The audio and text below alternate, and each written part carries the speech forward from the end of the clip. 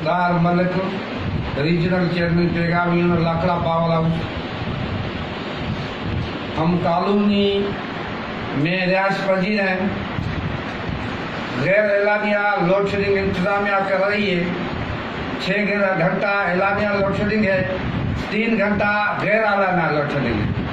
इसी सिलसिले में हम सीओ अब्दुल मनान सुमरे के पास कल गए कि हमने कहा गैर एलानिया लोड शेडिंग हो रही है, उसको ख़त्म किया जाए।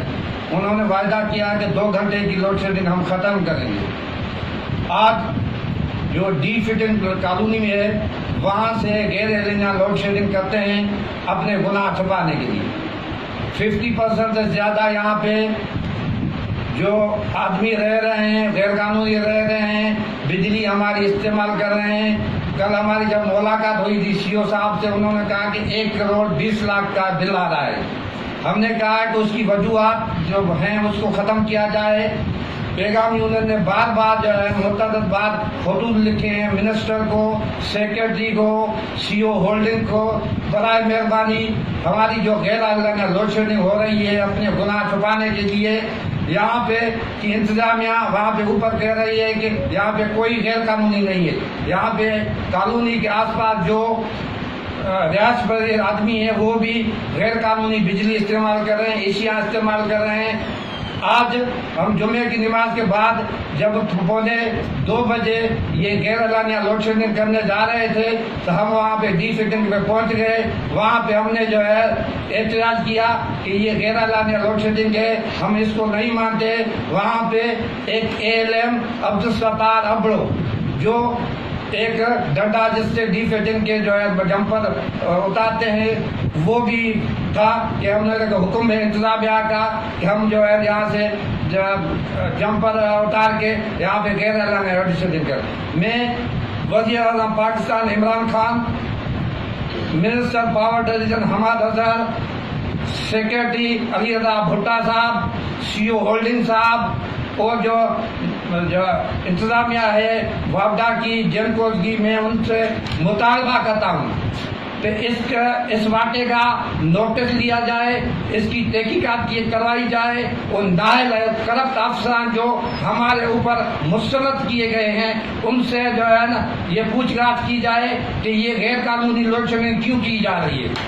उसके बाद 4 महीने हो रहे हैं, हमारी तनख्वाहें नहीं है, हमारे बच्चे फाका कशी करने में मजबूर हैं, हमारे को कर्जे पे जो है सौदा नहीं दिया जा रहा है, हमारे का ये पानी बंद है, हमारी जो है वहाँ पे सारी ट्रांसपोर्ट बंद है।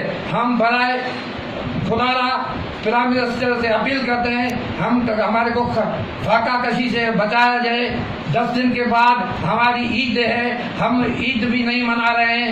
खुदारा हम आप पेगाम यूनियन के प्लेटफार्म से आपको से मुतालबा करते हैं कि ये पगार तनख्वाह दी जाए, जल्द से जल्द हमारे को फाका कशी से बचाया जाए और ये जो गैर कानूनी यहाँ पे अफराद रह रहे हैं उनको फिलफोर रिमूव किया जाए। यहाँ पे अमन अमान का मसला ये है कि 2 दिन पहले सिक्योरिटी गार्ड रफीक अहमद शर्तों को चोरों ने जो है ना चोरी कर रहे थे वहाँ पे पकड़ा, उनको जख्मी कर दिया।